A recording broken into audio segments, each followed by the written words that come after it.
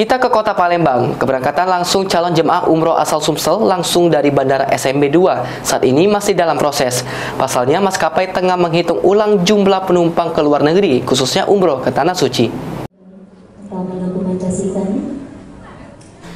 Keterangan tersebut disampaikan oleh Gubernur Sumsel Herman Deru saat membuka proses manasik umroh yang dilakukan oleh Travel Umroh Bina Insani Madinah atau BIM. Gubernur Sumsel sangat bahagia melihat ramainya calon jemaah umroh asal Sumsel, khususnya Palembang yang akan menunaikan ibadah ke Tanah Suci. Karena menurut orang nomor 1 di Sumsel tersebut, jumlah ini menunjukkan jika perekonomian telah mulai pulih di tengah masyarakat. Kita mulai pulih, di mana ibadah-ibadah sunnah yang tentu ini berbiaya, menandakan ada kemampuan yang terbangun. Sama orang berkurban kan semakin marak, artinya sudah mulai pulih ekonomi itu, karena kalau dia tidak punya kemampuan finansial tidak mungkin dia melakukan ibadah-ibadah yang butuh biaya ini.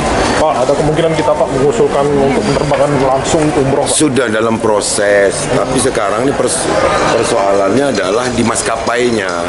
Keterangan senada disampaikan juga oleh Komisaris Utama Travel BIM jika saat ini ekonomi Indonesia telah mulai pulih dengan mulai banyaknya umat muslim umroh ke Tanah Suci. Ekonomi kita mulai meningkat. Kemudian beberapa sejak kita COVID ini kan ada sudah mulai pulih sebenarnya.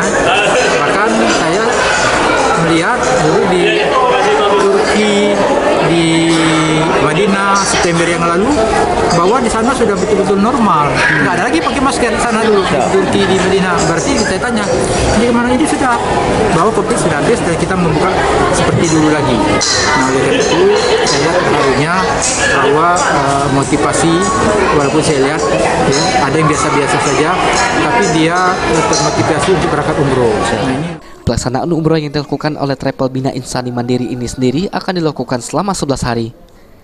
Firman Hidayat, PAL TV.